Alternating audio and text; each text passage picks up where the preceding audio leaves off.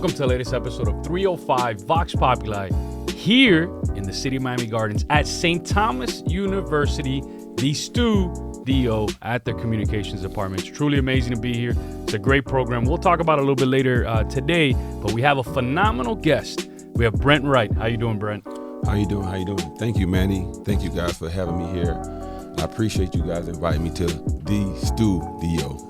Right on. So, Brent, one of the things that we like to touch upon is the why. The why as to why you do certain things. So I'll give you an example and a quick intro on Brent. A two-time state champion at Miami High, the High, a top 35 recruit in the nation, and additionally played at Florida University at the Gators with Billy Donovan, got a full scholarship, graduated cum laude, which is truly amazing, and had an incredible career. 15 years playing professional, started on a national champion game, which is unbelievable. It's a dream for many people, but something more important than that. Brent grew up in Liberty City, one of the toughest neighborhoods, impoverished neighborhoods that a lot of the kids don't get a lot of opportunities historically. And Brent did something so unique. There's other people in our community. Look, Pitbull has a school in Little Havana. LeBron James has a school in Ohio. But the biggest difference between everybody else that has schools throughout our nation who's making impacts is that they don't run the schools day to day. So Brent decided to open up something called Be Right Leadership Academy, five minutes away from where he grew up, which is truly phenomenal. But he's there every single day. Every day. I mean, just the other day when we talked about coming on the show, Brent was like, Manny, you got to give me a couple minutes because I'm on the phone with the Children's Trust because I'm trying to make sure we have certain funds to help the kids, this and that. And I was just blown away. I visited the school and it's truly phenomenal. But going back to that why do that? Why come back to your roots after such an incredible career, the same neighborhood that you grew up in, and why run the school day to day? What's your why in making that impact? Well, my why was I wanted to come back and be a positive influence to the kids, and they could look at me and see me, what it is that I did, what I accomplished, and coming from the same circumstance that they came from, that I could be like a positive impact on their lives to see, like, if he did it, I can do it. So that was, for me, it was the why. And not only just, I like giving back, I like helping people, especially the ones that don't understand, that's coming from, different backgrounds, single family moms and things like that. So they always need someone to, look up to be like a motivational factor. And sometimes a lot of kids don't have that. And, for me, that's what's the why for me. No, that's phenomenal, and also understanding some of the background growing up in Liberty City, but with 18 brothers and sisters. I mean, how was that journey in your youth in Liberty City with 18 brothers and sisters, which is unique in Miami Lakes? The family that right now that has the most kids they're at 11. They're at 11. It's the Weiss family in our community, great people, but 18 brothers and sisters. It was great as kids growing up. I mean, we had so many of us that, we didn't need any friends, but obviously we had a lot of friends too because there was a lot of us. But, growing up in a big family like that, just having parties and Christmas and holidays and things like that, it just brought so much joy, so many things that you could remember us growing up as kids. Like, so, we had the love for each other, we always instilled in us about that. So it's just phenomenal just to see your brothers and your sisters grow up and just the bond that you create, with them. So that's definitely something special to me and to our family. And from that bond and love and going to the High and just having that similar bond and love with somebody like Udonis Haslam. I mean, talk to us about those glory days at the High. I think Jaime is in the back who did the documentary. And I mean, that is to this day is talked about every single day.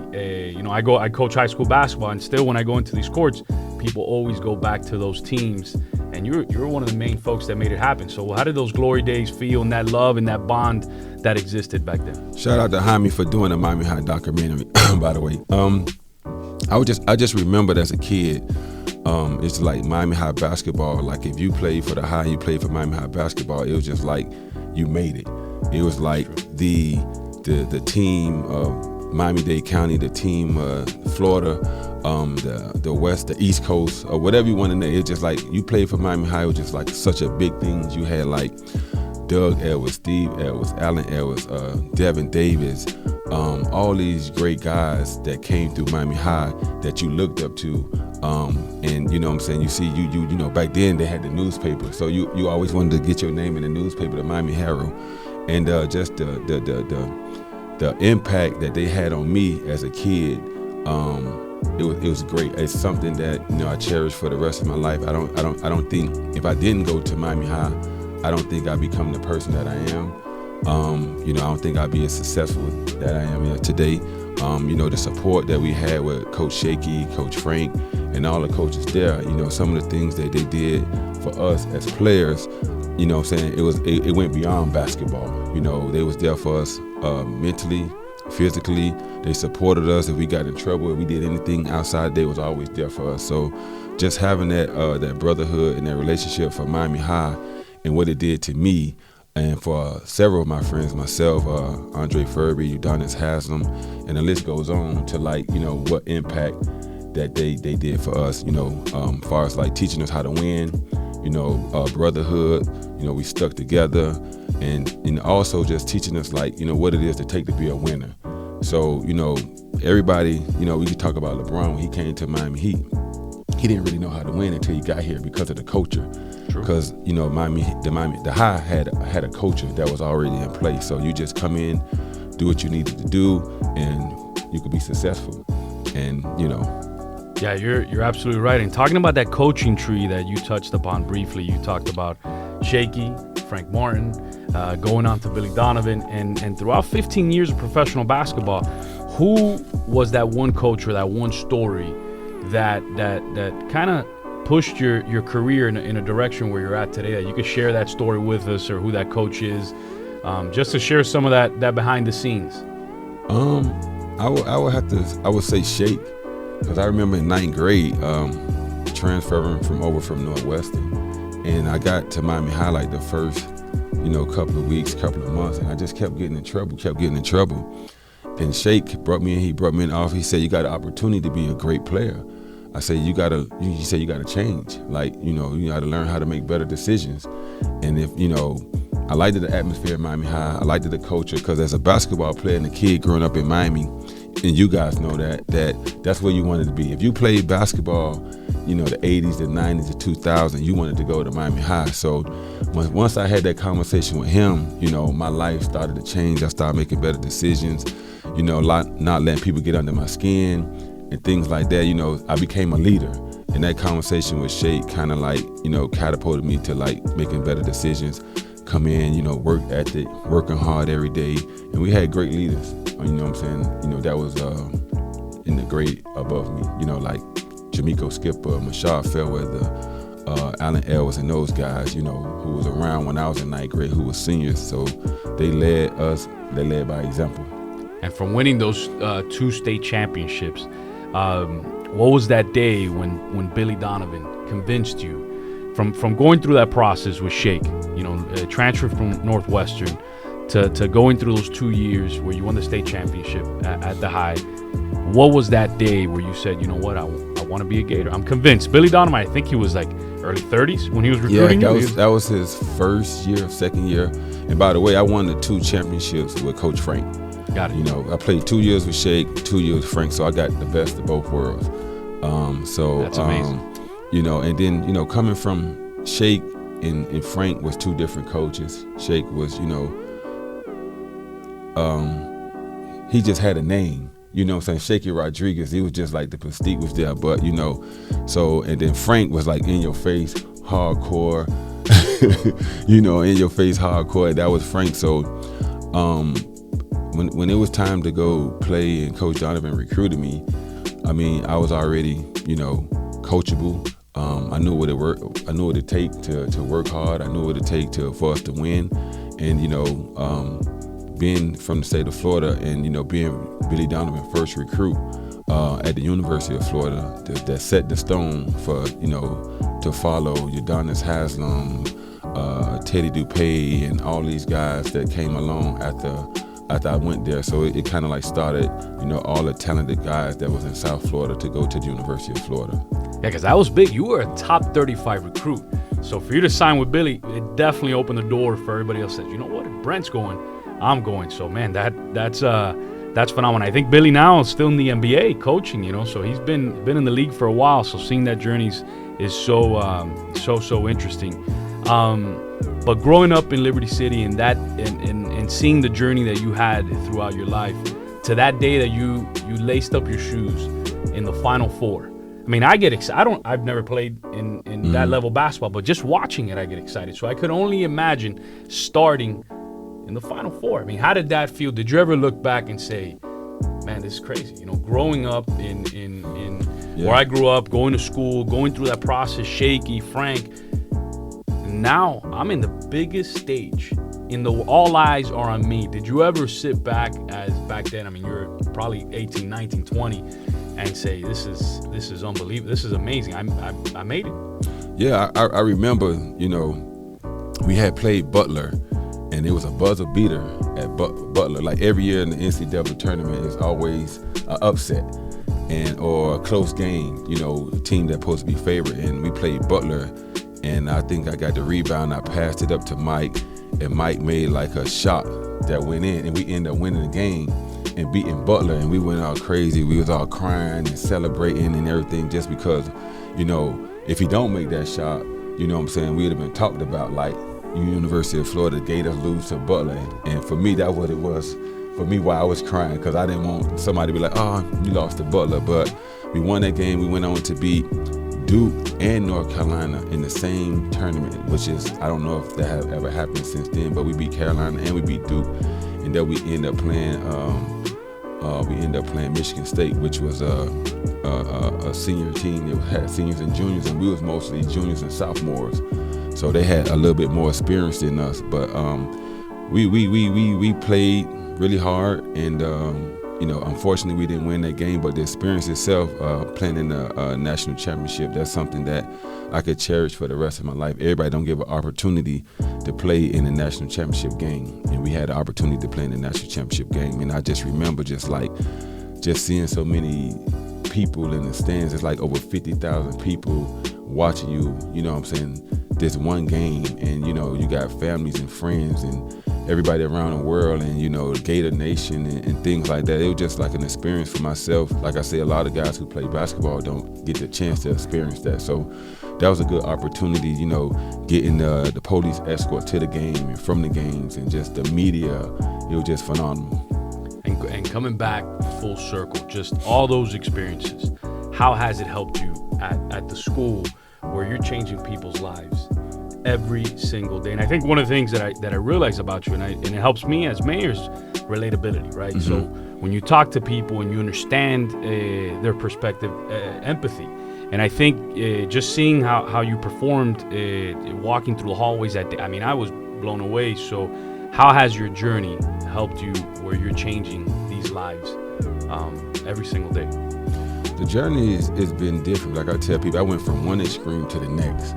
I went from playing basketball to running and operating the school, to where I didn't go to school for education to be a principal or a teacher. I went, got my degree, and, my dreams and goals to be a professional athlete. So the day back in June 2013-14, the day I flew back home after our season was over in Europe, that same day I landed here in Miami, I went to the school. So from that day to this day, I'm at the school every day, trying to build it and build it and build it and build it.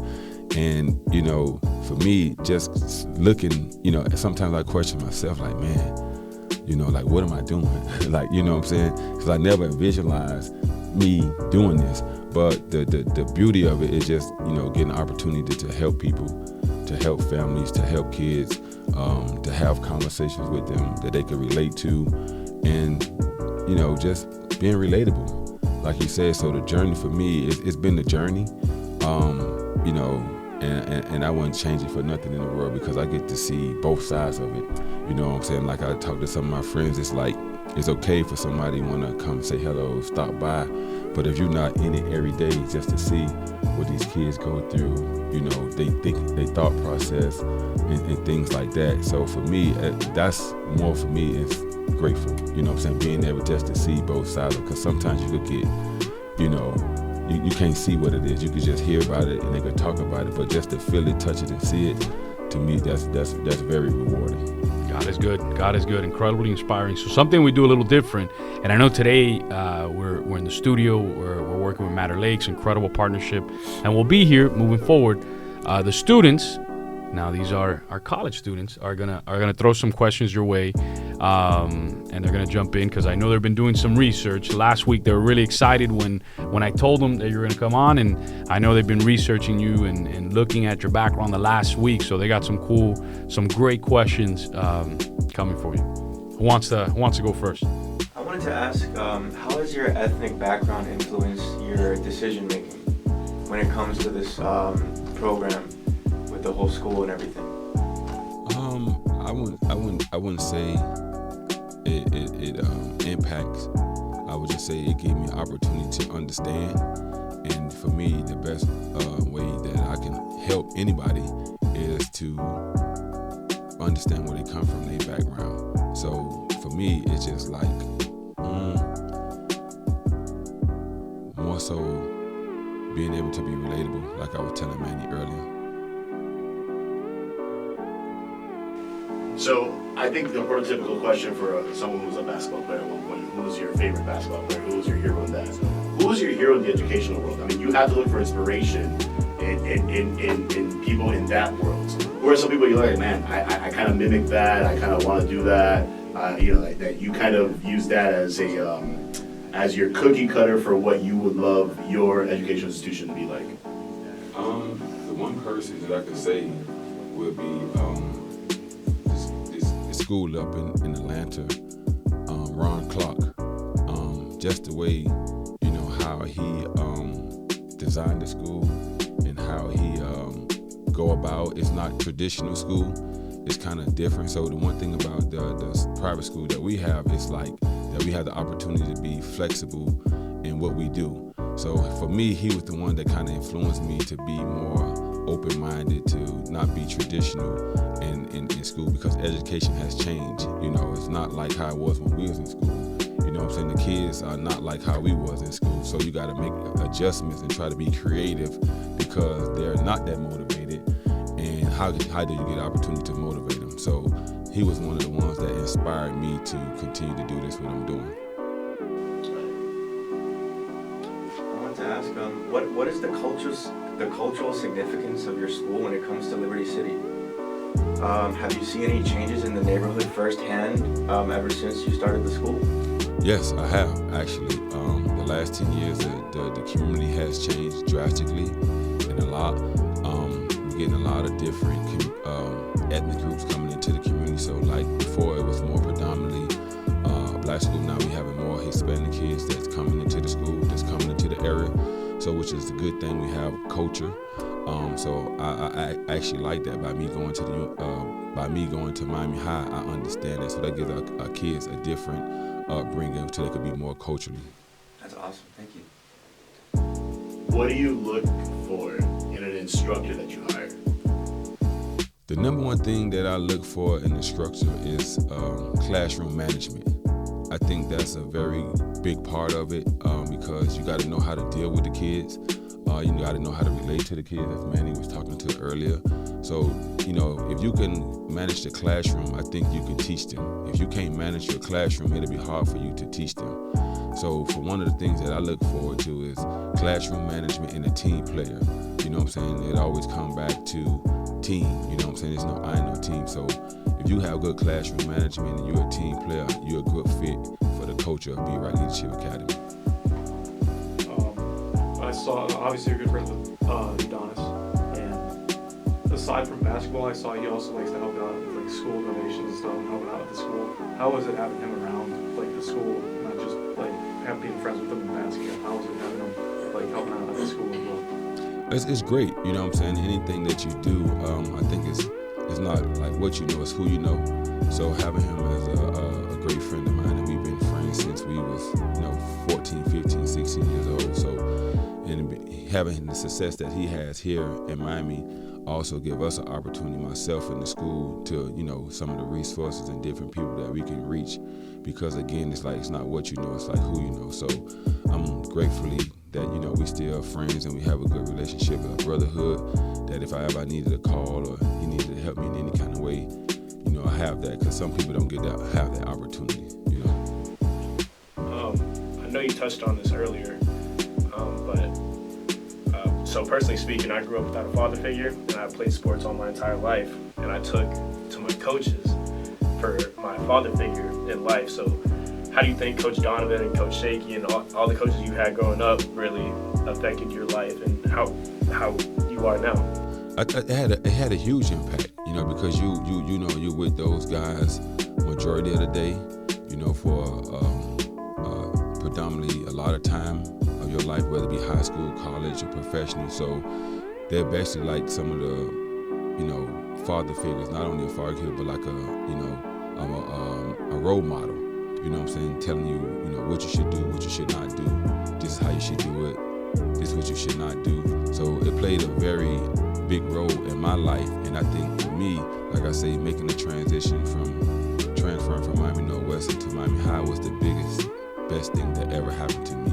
Just going into being around that culture of a winning culture and a support system that's always there for you for whatever it is that you needed. So I give my success, you know, to all my coaches, you know what I'm saying, and my uncle too as well, Brent Wright, who was tremendous in all of our lives. And, you know, just having them think back to some of the things that they did for us, you know what I'm saying, because they did a lot for us. You know, when you're a kid, you don't realize what your parents did for you, how much they sacrificed and things like that. So they sacrificed a lot for us, for all of us to be successful, myself, Udonis and all, you know what I'm saying, what they sacrificed for us at a young age, which you take for granted, you know, when you're that age, because you figure like that's what they're supposed to do, but not really. But, you know, the time and the effort, you know, taking us to this camp, to that camp, you know, flying here, flying there, you know, teaching us the game of basketball, and not only teaching us the game of basketball, but teaching us the game of life. So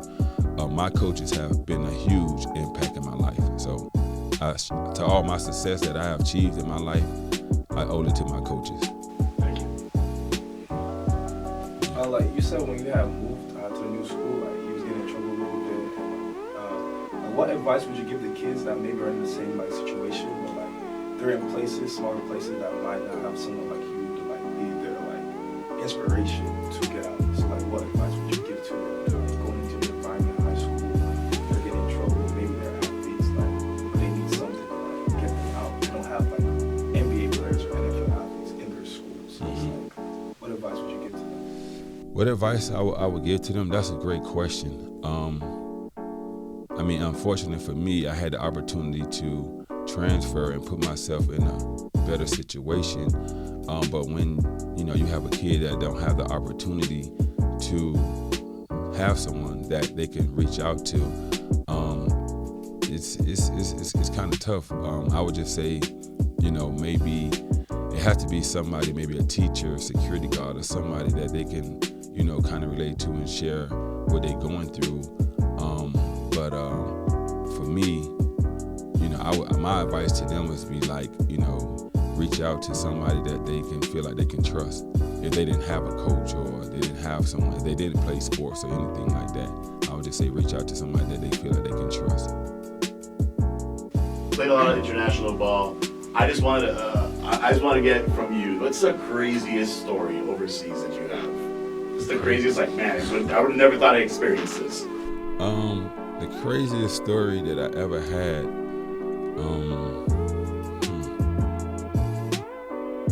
I have a couple of crazy, yeah, I do have a couple of crazy stories.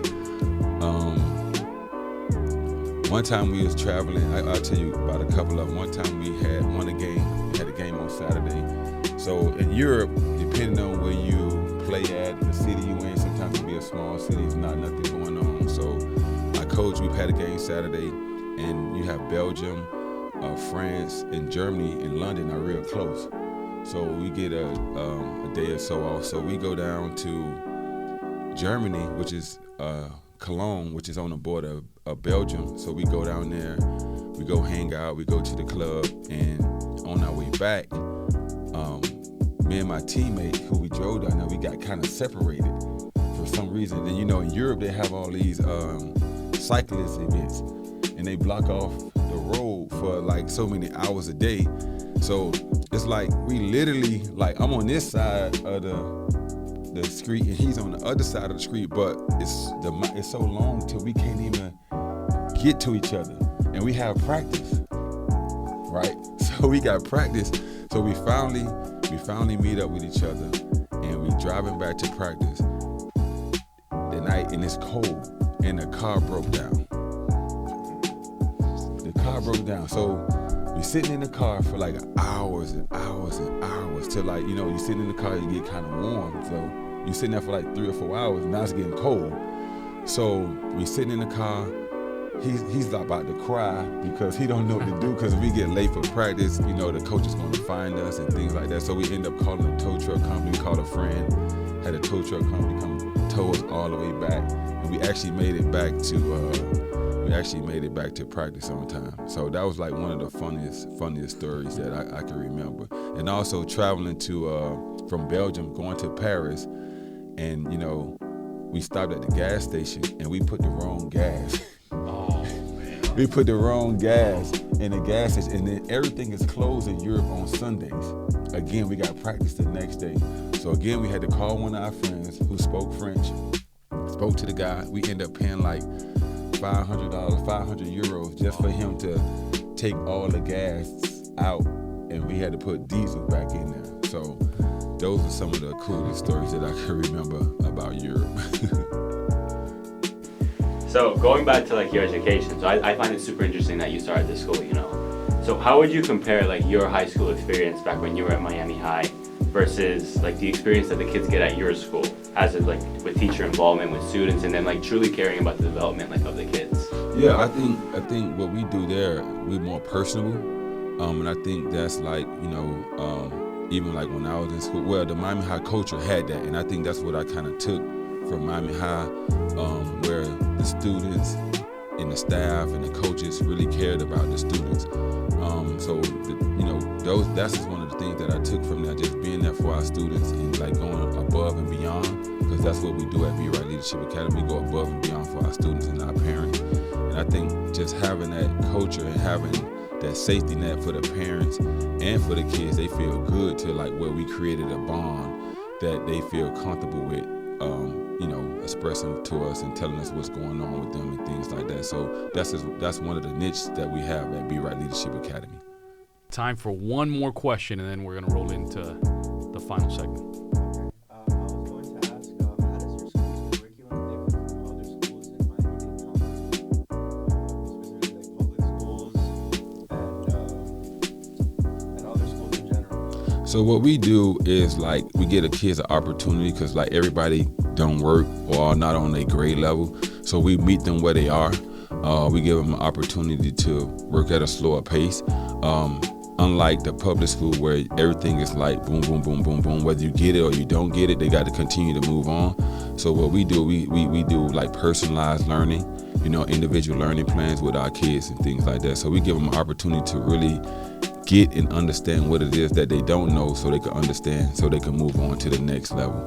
So, and that's what I love about, the private sector opposed to the public school, and so we had the flexibility to go at a pace to once the kid understands it and he knows it, he could go on to the next level. Awesome. Great question. Great, thoughtful questions. Appreciate you guys. Brent, as we head towards the last 5 minutes of the segment, any question you have for me before, and the other thing, so you can start thinking in advance before we close, we're going to ask you to say a few inspirational, motivational words to those future generations that are going to be following your footsteps. But before that, anything you got for me, we kind of turn it around. Students get to ask you questions, and then you get to ask me anything you got. Sure. So, what motivated you to run for office and become the mayor of Miami Lakes? That'd be my question. It's a great question. I played sports my whole life, so I always believed that the hardest working and the most talented people in our society should be doing these types of public service jobs. I'm not saying I'm the most talented or hardest working person in the world, but I felt that the people that were in office weren't as hard working as I was, and really didn't understand the process as good as I did. So I was like, and the same way in basketball, I was like, I could beat these folks, right? So what I didn't understand at first is that Miami politics is a little different, right? It's not the hardest working, and it's not the most talented folks sometimes that are in office. So when I first jumped in, people were really upset at me. They were like, "What are you doing? You got to wait your turn. We're gonna hurt you politically. We're gonna do this." They would send out things to people's homes saying terrible things about me. I remember my mom and my dad were in tears. They'd call me and show me the stuff, and I go, "It's part of the process." But I worked harder. I knocked on about 6,000 doors, 7,000 doors, and I presented myself a lot better, my ideas a lot better. I ended up winning by the largest margin in town history, and raised the most money. But that was one of the reasons, because I said to myself, God gives us certain gifts, like He gave you with Wright Academy, and I think if you don't utilize those gifts to the best of your abilities, you're not doing right by God, right? So that's where I felt, it's important to do it. It was a gut check, because I realized politics is a lot different than sports, but I worked through it, and I utilized a lot of things that I learned from my years of playing sports and injected into that. And today, ended up winning my next election unopposed because of all the hard work that we put in. So, but yeah, I really felt I was inspired to do it because I felt I can do a better job and leave our community in a better place for future generations. So, great question. So in closing, Brent, and for that future generation that's going to hear your story, these students are here today, but they're going to put this together in the next week and showcase it with the world, with the school, with our community. What are some of those words of inspiration, motivation for a kid that's going to watch this and say, man, Brent Wright's story is so amazing. I can do this. I can follow in his footsteps, have an amazing life, an amazing career, and make that impact, because I'm a big believer in not only in doing great in our lives, but also making an impact in your society, but making an impact in our community. Some of those inspirational words. So for me, what I would say inspirational is, don't worry about yourself, worry about others. Meaning that if I can help you and you help somebody else and somebody helps somebody else, it'll come back full circle to me. You know what I'm saying? So that's kind of like what I kind of believe in, and just believe in your goals, believe in your dreams. You know what I'm saying? Adversity going to come, but if it was easy, anybody can do it. So, that comes with the hard work. So when you see people that's successful, they're successful for a reason. You know what I'm saying? They're not successful because they just dropped out of the sky and they became successful. Like you said, you knocked on 6,000 doors. You know what I'm saying? You outworked it, your opponent, whoever it was that you do. So you just got to find your niche and believe in what you do. And like you say, if it was easy, anybody can do it. So that's my whole thing. And like doing what I'm doing with the school, if it was easy, anybody could do it. I get a lot of, people come in and saying what they want to do and how they want to do it, but they don't understand how much work it takes to be successful. And then, we've been around for 10 years. So believe in yourself, believe in what it is that you're doing, and never give up. And there you have it. Make an incredible impact on your community. And tune into the incredible story of Brent Wright next Wednesday on Instagram, Facebook, and Twitter. Take care. Thanks, Brent. Thank you.